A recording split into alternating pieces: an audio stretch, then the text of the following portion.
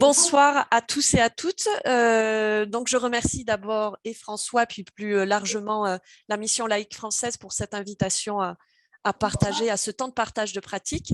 Je suis Marie-Camille Fourcade, je suis enseignante effectivement d'histoire-géographie dans un collège qui s'appelle Camille Claudel. Alors où ça, j'ai dit que j'étais familière de Toulouse. Effectivement, c'est un établissement qui se trouve au nord de Toulouse.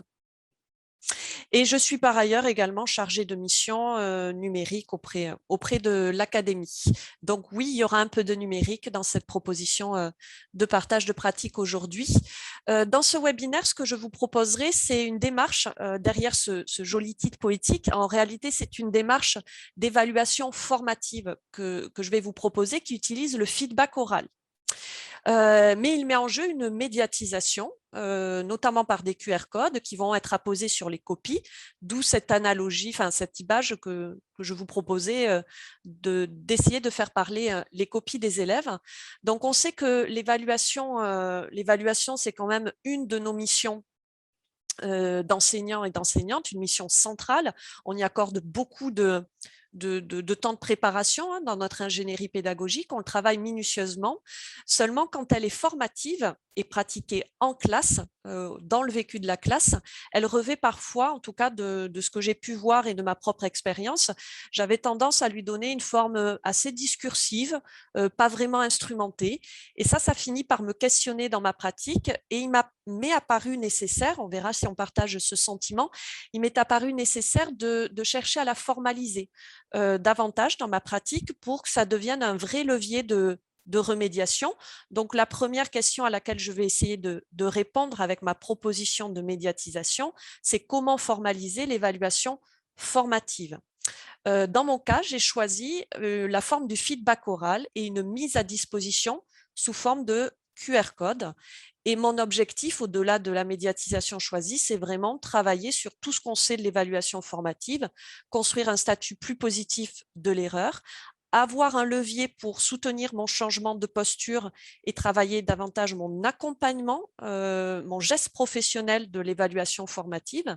Et puis, troisième recherche dans cette pratique, troisième intention, c'est renouveler la relation pédagogique élève-enseignante autour de cet objet très crispant qu'est l'évaluation. Donc, il y avait vraiment ce travail-là aussi. Second problème métier qui va se poser très vite dans ma présentation, c'est le dispositif numérique que j'ai choisi pour mettre en œuvre ce feedback oral par QR code et interroger ma pratique, l'interroger avec vous sur son respect ou non du règlement général en matière de protection des données, qui doit devenir maintenant une de nos préoccupations aussi dans nos choix de dispositifs. Donc, ma présentation cherchera à placer certains éléments de proposition sur ces deux questionnements. En guise d'introduction, et je vais essayer d'être rapide, si je ne l'étais pas, François, il ne faudrait pas hésiter à me faire signe là-dessus. Un petit point théorique quand même sur le feedback, parce que tout va tourner autour de ça, c'est l'angle d'attaque. Sur le feedback, on sait aujourd'hui, par les sciences cognitives notamment, que c'est la manière la plus efficiente, la plus puissante pour nous enseignants de favoriser les apprentissages et de mettre les élèves en réussite. Il y a une référence là-dessus, je pense que vous la connaissez, si ce n'est pas le cas, j'imagine que mon support sera mis à disposition et donc les références éventuellement accessibles. Vous avez la méta-analyse de John Hattie de 2009 qui place le feedback juste à la première place de ce qui va aider l'apprentissage et favoriser la réussite des élèves. Vous retrouvez le feedback oral également, le feedback, qu'il soit oral ou pas, en bonne place dans les 4 piliers de l'apprentissage qu'a identifié monsieur de Stanislas, et dans d'autres références que j'ai mis à votre disposition, on retrouve systématiquement ce feedback comme étant un levier d'apprentissage puissant. Et à travers ces lectures, revient systématiquement la même chose. Le feedback, c'est mieux faire intégrer les objectifs d'apprentissage, mieux les intérioriser côté élève, c'est valoriser le travail de l'élève, ses progrès, et c'est les engager vraiment dans la remédiation. Les lectures que j'ai pu faire, qui me permet de faire cette introduction là maintenant, replacer tout ça un peu dans la littérature, ça m'a permis aussi, de manière très opérationnelle, de mettre en place mon petit script d'oral pour produire mes feedbacks. Et il y a 4 maîtres mots qui sont devenus les miens pour la production de ce retour, de cette rétroaction à l'oral. Vous les avez à gauche de votre écran. On va enfoncer peut-être des portes ouvertes, mais pour moi, il est important d'avoir un retour oral qui soit quand même bien construit par rapport à ce que dit la science, mais que je puisse aussi construire un geste habituel qui me permet quand même de produire rapidement aussi ce retour oral. Et le script, pour moi, était précieux à cet endroit. Donc, parmi les préconisations de la littérature pour produire un feedback, vous avez l'objectif de confirmer, ça veut dire fournir des explications sur ce qui a été réussi et ce pourquoi ça a été réussi au regard de critères.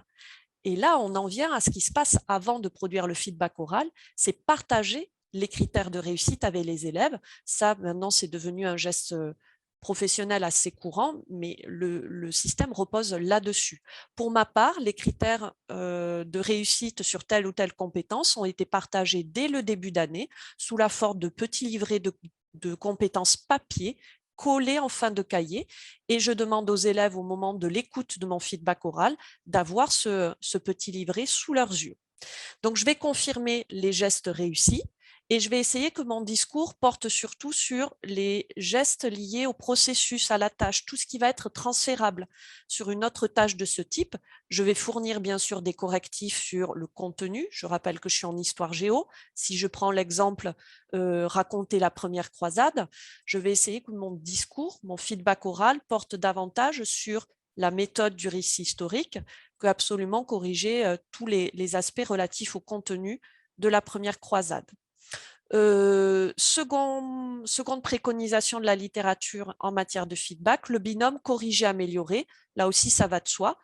C'est le temps 2 de mon feedback oral, à savoir corriger les erreurs avec des informations vraiment spécifiques liées aux critères et des indications d'amélioration pour que l'élève bonifie son travail. Et enfin, motiver. La littérature revient là-dessus bien souvent parce qu'on sait que l'affectif, il y a une dimension affective dans le retour d'informations qu'on peut produire aux élèves. Donc, une petite formule d'encouragement viendra conclure mes feedbacks oraux, mais point trop d'infos parce que il faut rester centré sur la tâche et moins sur l'individu. Sur l'ensemble, et pour conclure cette introduction, hein, je ne sais pas si ça se dit vraiment, conclure une introduction, c'est un peu curieux comme formule. Pour terminer sur ce point-là, j'essaie d'éviter, et ça aussi préconisation de la littérature, l'effet sandwich positif, négatif, positif, parce qu'on sait que ça dilue le retour d'informations utiles aux élèves pour progresser. Alors, après cet encart un petit peu théorique, place du feedback dans la réussite des élèves et préconisation sur son contenu, je vous propose de passer à la mise en œuvre et des exemples de démarches que je réalise en classe autour de cette image faire parler les copies. Première démarche, la voici. Je vais proposer des feedbacks oraux accessibles par des QR codes ou alors, parce que possible, hein, comme médiatisation, souvent avec les solutions qui permettent de générer les QR codes, on peut également générer une URL. Ça peut être pratique dans une mise à disposition à distance également. Donc, des feedbacks oraux accessibles par QR code ou par des URL courtes. Les élèves, en récupérant leur copie, vont flasher le QR code ou cliquer sur l'URL si l'on est à distance et ils vont écouter le feedback oral que je leur propose.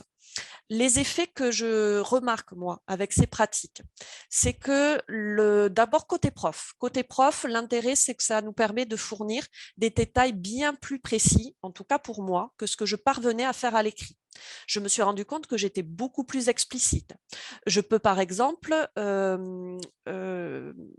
lire des phrases écrites par les élèves, c'est dans le cadre d'une production écrite, les lire à haute voix pour faire saisir à l'élève l'élément de la pratique langagière qu'il ne maîtrise pas à ce moment-là. Du côté élève, les observations que j'ai pu faire, c'est qu'ils ont moins tendance à se montrer réciproquement leur évaluation. Ils vont écouter presque de manière confidentielle leurs commentaires personnels, celui qui leur était personnellement vraiment destinée. Donc ça, c'est intéressant à voir dans le comportement des élèves. Et c'est si intéressant à voir qu'une de mes hypothèses, c'est qu'on agit grâce à ça davantage sur la motivation intrinsèque. La motivation intrinsèque, c'est celle qui amène l'élève à poursuivre vraiment un but de maîtrise de la tâche et pas un but de performance où je compare mon évaluation à celle obtenue par mon voisin.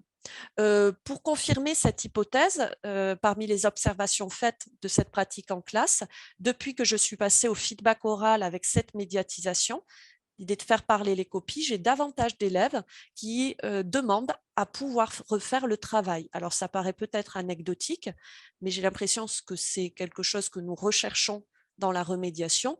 Et donc, il y a cette observation un peu quantitative, plus d'élèves qui s'impliquent et qui s'engagent dans leur remédiation. Je terminerai par un des objectifs que j'avais donné en introduction, c'est construire une relation plus positive avec l'élève, puisqu'ici on personnalise l'échange et ça a l'air d'être important pour les élèves que nous avons. Comment je sais cela? Parce que j'ai pu sonder les élèves sur cette pratique. Il se trouve que pendant le confinement, que nous avons, j'imagine, tous vécu et de la longue période d'enseignement à distance, j'avais proposé des semaines dites par compétences où les élèves choisissaient d'exécuter telle ou telle tâche relative à telle ou telle compétence. Et j'ai renvoyé, comme en prolongement de notre pratique de classe qui était déjà habituelle, je leur ai retourné, comme à l'accoutumée, un feedback oral.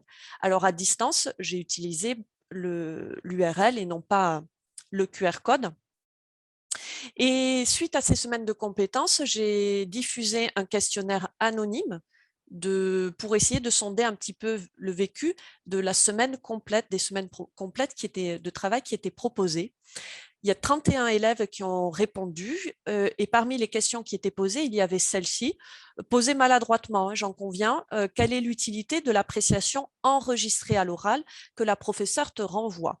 Et vous avez à gauche une capture écran de la répartition des réponses. 13 ont considéré ce retour oral très utile, 15 utile, 1 peu utile. Et le reste se répartit avec d'autres considération qu'il n'est pas forcément utile ici d'observer. Derrière cette question de positionnement, les élèves pouvaient commenter de manière libre leur appréciation et on avait des phrases, alors là je cite dans le texte avec parfois les petites fautes, car cela me permet de savoir ce qu'il me reste à améliorer. Vous aviez aussi comme commentaire, on peut mieux comprendre nos erreurs.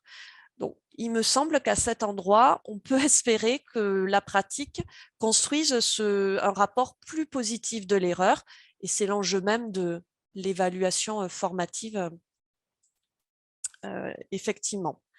Le dispositif numérique qui me permet de faire parler les copies avec cette première démarche que je vous partage, deux solutions, deux approches possibles. La première approche, par le service de stockage, un service de stockage en ligne, ça veut dire que je ne génère qu'un seul QR code ou une seule URL à l'année qui va renvoyer vers un dossier nominatif de l'élève en ligne dans lequel je vais stocker l'ensemble des feedbacks oraux de l'année. Donc, un seul QR code, une seule URL, ça veut dire que je ne fais pas précisément parler les copies à chaque fois, puisque le QR code ou l'URL sera collé en vérité dans le cahier, en tout cas avec cette démarche-là. Et quand je rends la copie, l'élève va se référer à ce QR code ou cette URL unique. Dans le support, je vous ai décrit la démarche qui permet de mettre en place ce dispositif. Ça suppose d'abord le choix d'une plateforme. Alors, j'ai cité Drive de Google, mais nous avons maintenant fourni par notre institution des services comme Apps Éducation et le service de stockage qui s'appelle Nextcloud, je ne sais pas si vous le connaissez, qui va permettre de créer un dossier par élève et un dossier par classe, ça sera plus pratique pour le suivi. Je vais récupérer en début d'année, ça c'est l'opération fastidieuse, le lien de chaque dossier élève et créer le QR code et l'URL ad hoc et je vais donner ça à l'élève. Alors, j'ai un peu usiné la pratique grâce à un Google Sheet préprogrammé qui me permet maintenant de créer plus rapidement les QR codes et l'URL. Si le support est mis à disposition, il suffira de cliquer sur les éléments que je vous suggère pour accéder aux différents tutoriels que j'ai mis à votre disposition. Vient le moment d'enregistrer le feedback et là, je vais utiliser dans ce dispositif mon équipement personnel. Ça passe par là. Donc, j'utilise mon smartphone et les applis natives d'enregistrement vocaux. Attention avec les applis natives, on peut être embêté avec la sortie qui n'est pas toujours possible de lire selon les, les équipements des élèves. Dans ce cas, je vous ai fourni 2 exemples d'applis qu'on peut se procurer dans vos Play Store respectifs, que vous soyez sur Android ou iOS, et qui ont été, que j'ai testés et qui font bien des sorties MP3. Et le dernier moment, c'est je téléverse dans le dossier de l'élève le retour oral. Petite info pour ceux qui seraient intéressés par la solution Nextcloud et qui sont sous iOS, vous avez la possibilité de ne pas passer par une appli externe et d'enregistrer directement dans le dossier de l'élève. Donc là, on économise beaucoup de temps. Sur ces gestes très techniques, ce n'est pas un webinaire atelier, je vous ai donc mis des tutoriels à disposition, comme tutoriel pour enregistrer depuis son smartphone, que vous pourrez consulter à un autre moment si cette démarche-là vous intéresse. Je préfère rester seconde approche, je préfère rester sur vraiment la poésie du geste, d'avoir systématiquement chaque copie qui parle. Et à ce moment-là, ça veut bien dire coller un QR code systématiquement sur la copie des élèves. Un service gratuit en ligne hyper simple d'usage, c'est Vukaru, qui ne suppose même pas de création de compte. Je vous ai mis un lien là aussi, comme à chaque fois, vers un tutoriel qui me paraît hyper simple à suivre, vous me direz. Vukaru, je vais enregistrer avec le petit pictogramme rouge mon feedback oral et on va me proposer de générer immédiatement QR code et URL. Je récupère tout ça, j'organise bien mon téléversement chez moi pour remettre tout ça, pour imprimer tout ça et ne pas me tromper au moment du collage sur les copies des élèves. Donc ça, c'est 2 approches. Si je synthétise, il y a une approche QR code URL unique et une approche QR code URL systématique et je fais parler chaque copie en chaque occasion où je suis amenée à en remettre. Je vous propose une seconde démarche qui interroge, en fait, qui peut commencer par une question. Finalement, ce que je vous ai montré, est-ce que c'est uniquement une pratique enseignante ou est-ce que ça peut devenir une pratique élève? Pour pouvoir répondre à cette question, j'ai donc renversé la démarche et amené les élèves à faire parler leurs copies à leur tour. Alors, pour les faire parler à leur tour, ça présuppose quand même, en tout cas à mon sens, que la démarche décrite juste avant, elle était faite parce qu'on crée le modèle. On crée un éphéméroir, vous m'avez entendu le faire et je vais vous demander de le faire cette fois-ci par vous-même. La démarche, comme tout à l'heure, je vous la décris et je parle ensuite outils. Voici ce que je propose 3 fois au moins dans l'année aux élèves pour qu'ils voient l'intérêt du geste. Après avoir réalisé une production individuelle ou de groupe, les élèves vont recevoir un QR code que je leur fournis, qu'ils vont coller sur leur production et ils vont enregistrer un oral avec une consigne qui est systématiquement la même sur les 3 fois où je leur fais répéter le geste, c'est justifier les choix effectués et raconter leur démarche. Alors pour ma discipline en histoire-géographie, c'est une occasion de faire travailler une compétence une nouvelle fois qu'on médiatise peu, qu'on formalise peu, qui est très discursive. C'est en classe, en tout cas pour ma part, qu'il était jusque-là, la compétence raisonnée, justifier une démarche et les choix effectués. Donc, c'est une occasion de le faire travailler un petit peu différemment. Pour cela, les élèves vont scanner le QR code et l'outil que je leur propose, il est hyper visuel. Dans ce cas, ils vont repérer très vite le micro d'enregistrement avec un pictogramme vite identifiable et ils vont enregistrer leur mise en récit de leur travail. L'outil dont je vais parler juste après, il est très riche et il va me permettre d'aller bien au-delà de l'idée de faire parler la copie. Si on reste sur l'image, je vais pouvoir engager carrément une conversation, un dialogue autour de cette copie, puisqu'entre 2 séances, en récupérant le travail des élèves, je vais scanner le QR code pour écouter leur présentation orale, je vais l'évaluer en tant que telle sur la compétence raisonnée, mais je vais pouvoir répondre sur le même QR code et enregistrer à nouveau un feedback oral. Ils sont habitués pour les conseiller sur les remédiations qui pourraient être entreprises sur leur travail pour l'améliorer lors de la prochaine séance. Et l'outil est tellement puissant que je vais pouvoir même ajouter une vidéo de démonstration. Imaginons un geste à faire qui n'a pas été bien exécuté. Si la production, c'est une cartographie, enfin quelque chose un peu procédural, je vais pouvoir montrer le geste qui permettrait d'améliorer le travail réalisé. Je vais pouvoir ajouter une ressource externe, un lien vers une vidéo de méthode si j'ai l'impression qu'on est un peu on n'est pas assez solide sur cet aspect méthodologique. Donc, adjoindre, enrichir mon QR code avec tout un tas de ressources dont j'espère que ces ressources lui seront utiles aux élèves pour s'engager dans une correction lors de la seconde séance. La seconde séance arrive, je remets la production aux élèves, ils vont écouter leur feedback oral et sur cette seconde séance, chercher à améliorer leur production. Et comme tout dialogue, il doit prendre fin. Les élèves ont la possibilité, mais ça je ne le rends pas obligatoire, de produire un dernier enregistrement, toujours sur le même QR code, où ils vont juste m'expliquer les corrections, les modifications qu'ils ont réalisées sur leur travail. Alors, je ne l'impose pas tout simplement pour une question de gestion de temps. Tout le monde n'arrive pas à gérer ce temps-là et à tout faire en une seule séance. Mais c'est quand même très intéressant que d'aller jusqu'au bout de cette conversation. Et surtout, on est sur, attention un petit peu le moment jargonnant, on est vraiment dans la pratique métacognitive. Vous savez, où les élèves parlent de leur travail et font apprentissage à ce moment-là. Et donc, ce processus me paraît très, très riche quand on arrive à le conduire jusqu'au bout. Dans ce cas, j'utilise un outil, un seul outil, un tout en un couteau suisse qui est Quicker. Je vous ai mis un lien vers un tutoriel, même deux, je vois que j'en ai deux tutoriels pour utiliser cette plateforme.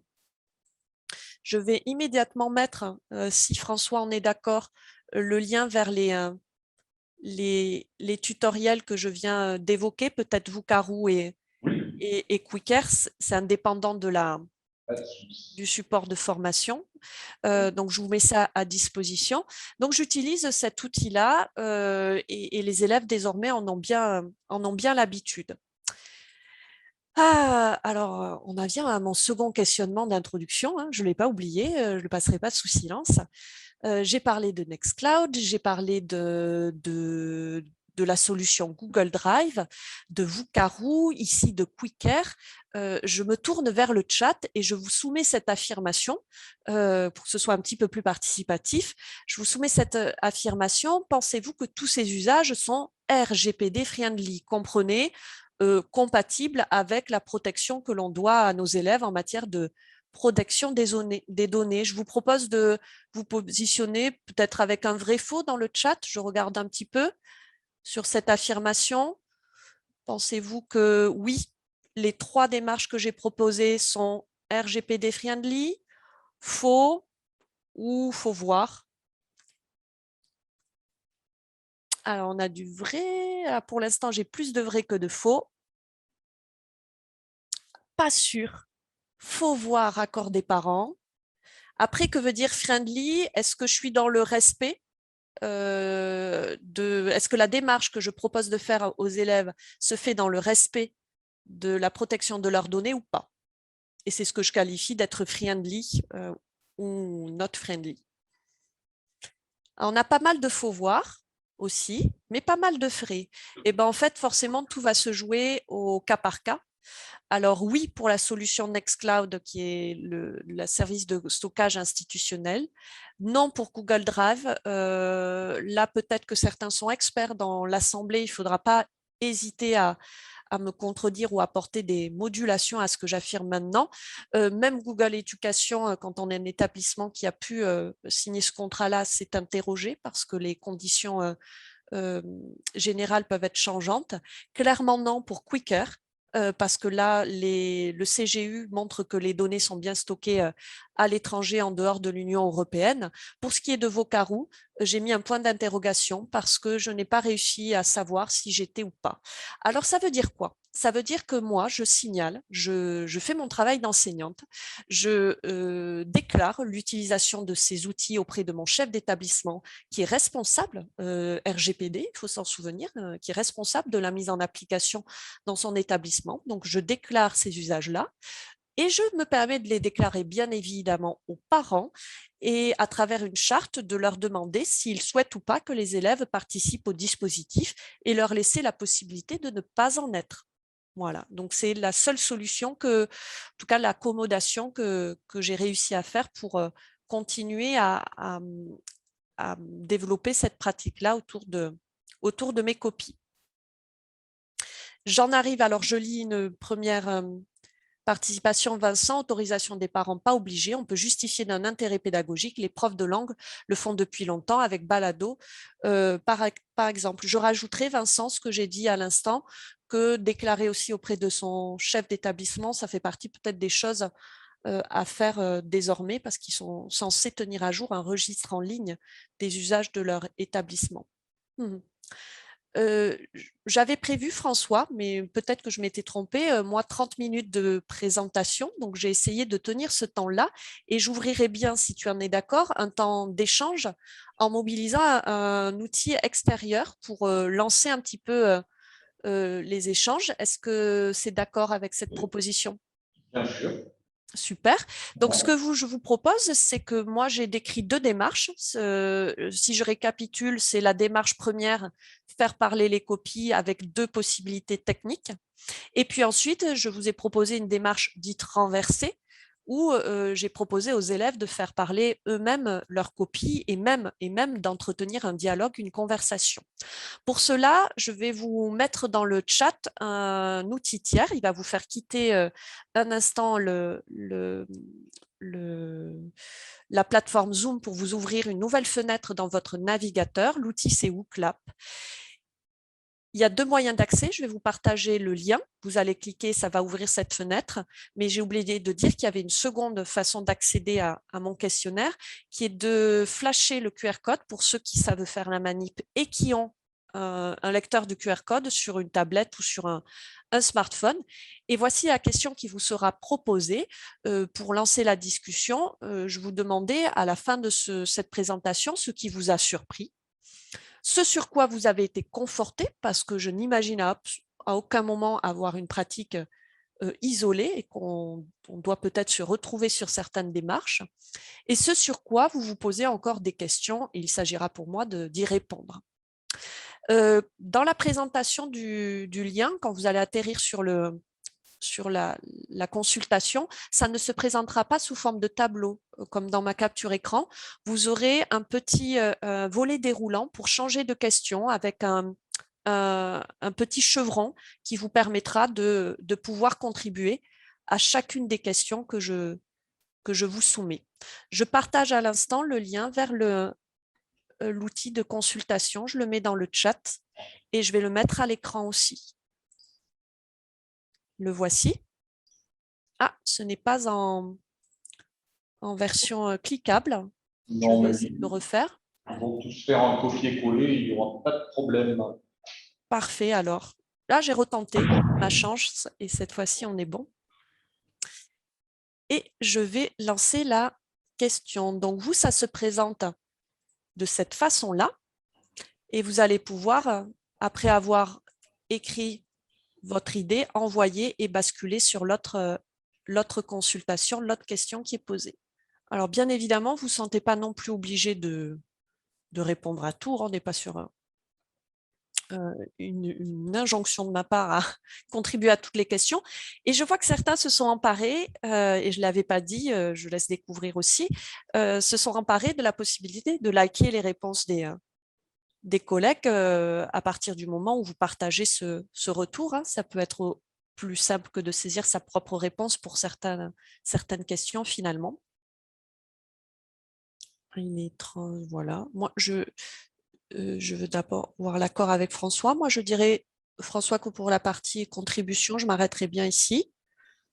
Et bien Ah, sûr, on laisse la possibilité ensuite aux collègues de prendre la parole s'ils n'avaient pas eu le temps de saisir. On fait comme ça? allez. Allez. Donc, ne soyez pas surpris, vous allez avoir un message qui vous indique que vous n'avez plus la possibilité de saisir, mais je pense qu'on a suffisamment à se mettre sous, sous la dent quand même. Ceux qui sont encore sur la fenêtre de cet outil tiers, il faut nous rejoindre sur Zoom pour voir l'ensemble de vos réponses. Hop, et puis je vais zoomer un petit peu. Alors, ce qui vous a surpris, je vais balayer, hein, ne prenez pas ombrage que je ne m'arrête pas précisément sur votre contribution.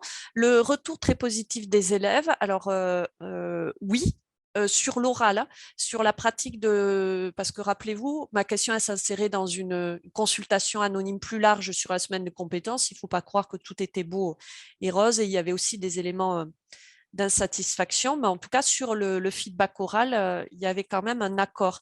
En même temps, la pratique, je ne l'ai pas eu que pendant le confinement, c'était quelque chose qui était déjà devenu une habitude au moment où on l'a vécu.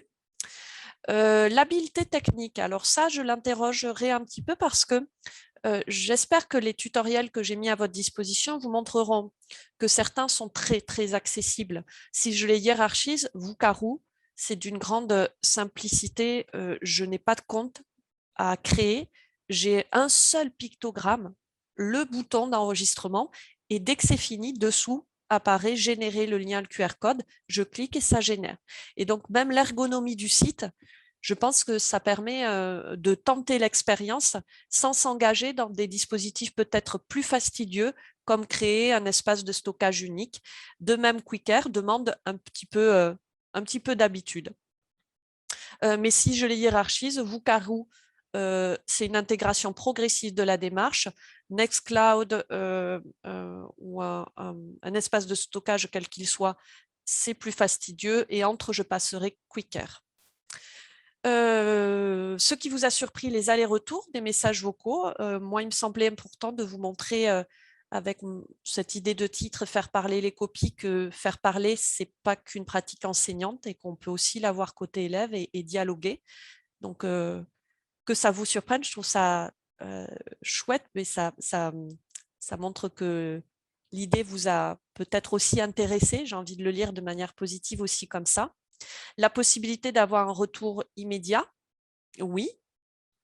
Façon attirante de commenter les copies, j'ai bien aimé le côté intime pour les élèves. Alors ça, c'est vraiment, j'aimerais le dire, une observation empirique. Hein. Quand moi, je vous dis, les élèves ont ce côté d'écoute confidentielle, ça, c'est des observations dans mes classes. Peut-être que nous n'aurions pas les mêmes, mais en tout cas, c'est quelque chose que moi, j'ai pu voir. Il y a un côté absolument intime. Façon attirante. Alors, en tout cas, je ne sais pas si c'est attirant. C'est attirant peut-être parce que c'est nouveau, mais on est vraiment dans du diversifié. Et en d'autres occasions, je mets aussi des appréciations écrites pour d'autres types d'évaluations que je voudrais moins formatives. Et ça s'inscrit dans aussi des pratiques plus classiques que je continue à avoir. L'impact sur la motivation intrinsèque, même chose que tout à l'heure, ça c'est observation empirique de ce que je peux vous faire du retour de classe. Qu'est-ce qu'on a ici? De faire des échanges sur le même mener à bien la seconde démarche. Ah, et la trace écrite. Alors là, peut-être qu'après, je peux me tourner quand même la personne qui a la collègue ou le collègue qui a écrit ce qui vous a surpris et la trace écrite. Peut-être qu'il pourra préciser. Je vais apporter ce que je pense être une réponse et si c'était pas ça, j'invite vraiment le collègue à dire que non, ce n'était pas du tout le sens de ma question. La trace écrite, ça veut dire que les élèves, effectivement, sur ces copies, n'ont rien d'écrit. On est d'accord, n'ont pas d'appréciation de mon côté. En revanche, je ne sais pas si vous avez souvenir, je vous ai dit qu'en début d'année, je faisais coller un petit livret avec les critères des compétences évaluées dans l'année. Eh bien, ils ont sur ce même livret un petit espace où ils vont pouvoir reporter leur plus et leur moins, c'est-à-dire faire la liste des choses qu'ils ont réussi en m'écoutant et faire la liste des choses qu'il conviendra d'améliorer la prochaine fois où ils travailleront cette compétence. Et donc, la trace écrite, ce qui restera de cette appréciation, passe par eux. Et c'est eux qui font un espèce de bilan à partir de ce que je leur dis en feedback. Est-ce que ça répond à la question ou est-ce que le ou la collègue voudrait préciser ce qu'il entendait par « et la trace écrite » ou est-ce que je considère que c'est bon?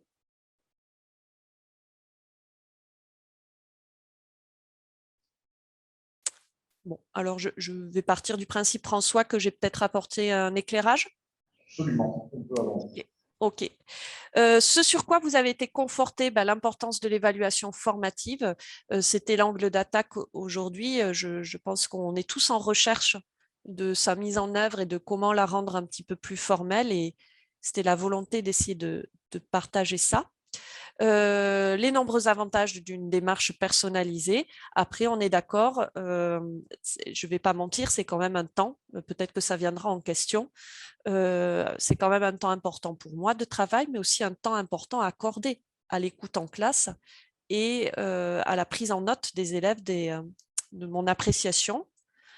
Ce sur quoi vous avez été conforté que John Hattie est une référence, alors je ne sais pas si elle est partagée, mais effectivement, elle est pour moi, en tout cas cette étude-là. Pour moi, elle a été très importante par rapport au travail engagé sur le feedback. Elle a ses défenseurs à la mission laïque aussi, D'accord. cette étude-là. C'est pour ça que Jonathan doit être cité et les gens sont satisfaits de le voir apparaître dans vos travaux également. D'accord. Écoutez, je ne le savais pas et je suis vraiment contente qu'on puisse se retrouver là-dessus et que ça permet de créer du commun. Ça me paraît être super important. Et donc, l'importance sur quoi vous avez été conforté, l'importance du feedback. Même réponse que sur le ou la collègue qui a parlé de l'importance de l'évaluation formative. On se rejoint là-dessus. Pour moi, aujourd'hui, c'était vraiment vous dire, d'accord, on veut faire de l'évaluation formative, on veut donner l'importance au feedback. Comment on rend ce moment un petit peu différent dans la perception des élèves? Et donc, pour moi, ce que je vous ai proposé ce soir répond à ce problème que j'avais, que rendre cette pratique plus visible, plus concrète pour les élèves. Et enfin, vos questions, ce sur quoi vous vous posez des questions, combien de temps ça prend? J'ai commencé à le dire juste avant. Quand je fais la solution du dossier unique, ça me prend énormément de temps en début d'année, très clairement, puisqu'il faut créer un dossier par classe et un dossier par élève, un QR code par élève, une URL par élève. Donc, travail fastidieux de début d'année. Donc oui, ça me prend du temps. Ça me prend du temps sur la réalisation des feedbacks. Mais comme je vous l'ai dit, j'ai désormais un script qui est bien rodé et qui fait que je n'ai pas du tout besoin, après 2 ans de pratique, je n'ai plus là du tout besoin de réenregistrer. La première année, je n'étais pas encore sûre du discours que je voulais avoir. Je n'arrêtais pas de m'éloigner de la grille de critères, etc. Donc, j'ai dû simplement m'entraîner. Et maintenant, grâce au script et à la grille de critères auxquels je me réfère, j'ai un temps de correction que je pense équivalent à ce que je faisais en appréciation écrite. Le feedback oral, le temps que je me donne, c'est 2 minutes à 2 minutes 30 max. Mais alors là, c'est absolument intuitif, Isabelle. Si tu m'expliques immédiatement que c'est pas bon, et pour telle ou telle raison, j'en prendrai acte parce que c'est juste un compromis avec moi-même. Combien de temps pour une classe? Prolongement de ce que j'ai commencé à dire tout à l'heure dans la colonne d'avant, ça prend du temps en classe, mais en fait, c'est du temps qu'on donne déjà, on se fait toujours, le temps de correction, on le donne toujours aux élèves, on sait que ça prend du temps. Il me semble qu'avec cette pratique-là, j'ai un engagement dans la correction qui me paraît plus satisfaisant. Donc, c'est le même temps que ce que je faisais avec une correction en plénière, mais qui me paraît plus efficiente pour les élèves. Là aussi, c'est de l'empirique. La fréquence des enregistrements produits par les élèves. Alors, en version produite, la démarche sur raisonner, faire parler les copies, je le fais 3 fois par classe dans l'année. Je n'arrive pas à le faire plus parce que ça implique 2 séances. écrivez-vous la note sur la copie. Alors, quand je suis en évaluation formative, il n'y a pas de note. Je suis en évaluation de niveau de maîtrise de compétences. Donc, ce que je transmets à la fin du feedback, c'est l'indication de maîtrise sur la compétence qu'ils ont en jeu. Et dans le petit livret que je citais tout à l'heure, ils ont, avec l'endroit où ils notent les plus, les moins, pour le dire vite, les 4 niveaux de maîtrise que nous avons en collège et ils entourent le niveau de maîtrise que je leur communique. Je descends un peu parce qu'il y a beaucoup de questions. Cela suppose-t-il une disponibilité accrue de l'enseignant? Vous ne déconnectez, alors j'imagine la question, est-ce que vous déconnectez quand même parfois? Alors, ma disponibilité, je la trouve accrue en classe. J'aimerais quand même répondre ça pour être à côté de l'élève, comme on dit aujourd'hui. Et à la maison, ce temps où je suis connectée sur mon smartphone vient remplacer le stylo que j'utilisais pour corriger les copies. Donc oui, je suis connectée à mon smartphone, mais je n'ai pas gagné en disponibilité dans ma vie personnelle, ça c'est sûr. J'ai toujours un temps de correction important. Alors, comment faire pour être sûr que ce feedback est vraiment efficace pour les élèves? Là, je n'ai pas d'outil de mesure, de mesure autre que le type de consultation anonyme que je peux faire. Donc là, si vous avez des choses sur ce qui permet de mesurer l'efficacité, je veux bien prendre. En revanche, ce que je vous ai transmis de la littérature comme dans les préconisations d'un bon feedback, ça, on le trouve dans la littérature. Qu'est-ce qu'un bon feedback? Confirmer, corriger, améliorer, motiver. C'est des choses qu'on retrouve dans dans tous les articles sur ce sujet-là. L'aspect chronophage, alors moi, je trouve que c'est pas plus chronophage que soit pour moi à la maison ou en classe, que les corrections en version écrite. Ça, c'est un vrai sentiment que je vous partage là. Je n'étais pas satisfaite de mes temps de correction en classe, de ce que j'offrais en classe aux élèves. Et là, je suis beaucoup plus, j'ai l'impression que ce temps-là est plus utile.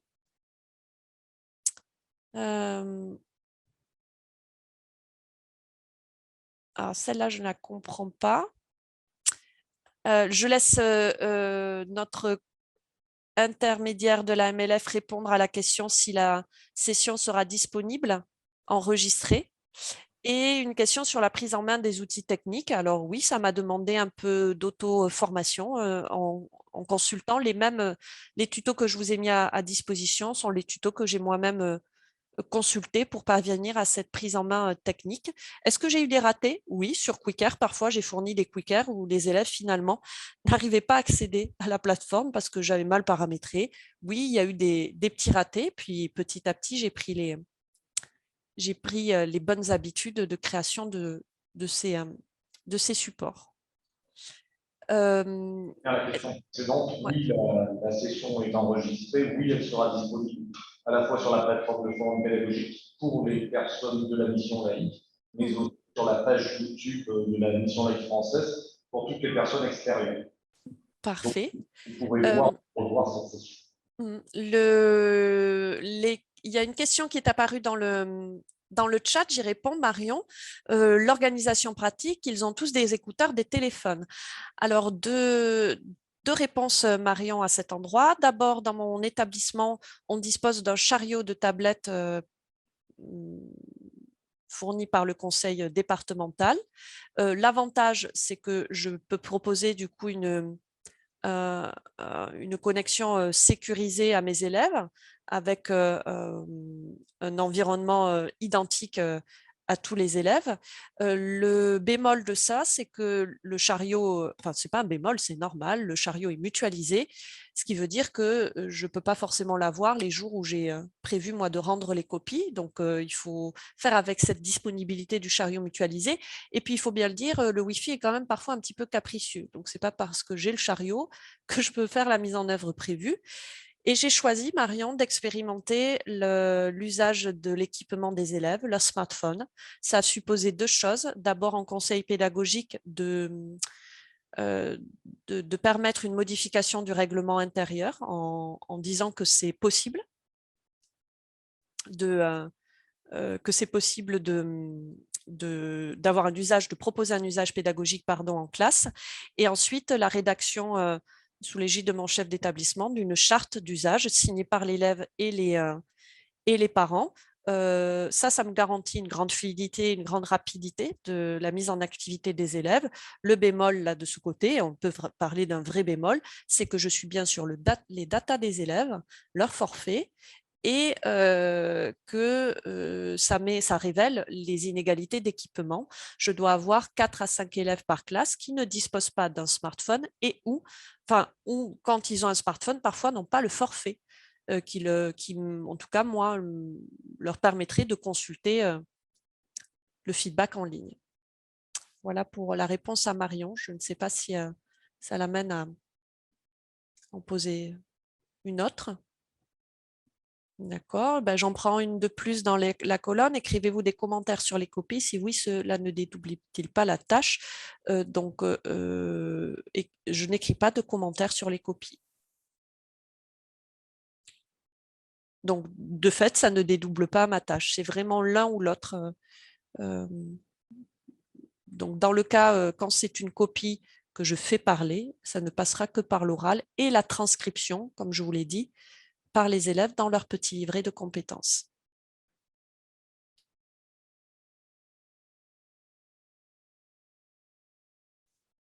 Voilà, alors à moins que François, tu veuilles que je repasse en revue d'autres questions, Donc, on je va dirais peut-être, qu'on est bon. oui, si vous arrêtez le partage d'écran, en fait, on va repasser en mosaïque et peut-être que les questions viennent. Je vois que Lucie, dans le chat, pourquoi ne pas utiliser les fonctions de l'ENT pour ce faire? Alors, je suis en accord parfait avec cette question. Quand je parle des outils, souvent, je parle aussi de l'ENT, Lucille, avec la fonction dans le cahier de texte qu'on peut activer d'oral. Je ne l'ai pas mis aujourd'hui parce que je ne sais pas, c'est un peu à l'international et puis je ne sais pas de quel environnement de travail on dispose tous, donc je l'avais un peu mis de côté, mais ça reste un autre possible. Je l'ai utilisé, Lucille, pendant le confinement, c'est-à-dire dans la semaine de compétences dont j'ai parlé. Les élèves ont reçu leur feedback par le cahier de texte de l'ENT. Alors, pour ceux qui ne savent pas, dans certaines académies, on a un environnement de travail qui est mis à notre disposition. Et selon l'environnement qu'on a, on a quand même quelques outils qui sont dedans. Et parmi ces outils, on a la possibilité d'enregistrer des oraux. L'autre défaut que je vois, ou limite que je vois, Lucille, c'est si je fais ça, ça m'oblige à passer par peut-être une salle informatique, tu vois, à la réserver pour que les élèves puissent aller écouter dans le cahier de texte, ou alors qu'ils passent décidément par leur smartphone pour se connecter à l'ENT. Mais peut-être que ça suffit pour la fin de journée, tout simplement, en tout cas Mathieu, en une France. petite dernière peut-être, si tu as des retours des parents. Alors, c'est dommage de terminer sur celle-ci parce que non, je n'ai pas de retour de parents sur cette pratique-là. Et ça serait très intéressant, Mathieu. Ça me donne l'idée de peut-être faire une consultation aussi anonyme de leur côté. Mais non, mais c'est une bonne remarque et que savoir comment c'est reçu à la maison, je pense que ça serait hyper précieux d'avoir ce retour, hein. Tu as tellement raison sur l'intention. Marion, un aperçu du script. Alors, quand moi je dis script, c'est juste les 4 mots hein, que je me donne comme ligne de conduite de tout à l'heure, hein. C'est confirmer, le binôme corriger, améliorer et motiver. C'est juste quelque chose, c'est pas un script que j'écris ou qui est sur un document, c'est quand je vais prendre en charge la copie et produire mon feedback, je vais me tenir à ce déroulement-là. Ce n'est pas plus que ça. Si j'ai laissé penser que c'était beaucoup plus ambitieux, ben, excusez-moi, parce que vraiment, c'est d'une grande simplicité, hein. C'est juste mes maîtres mots, hein.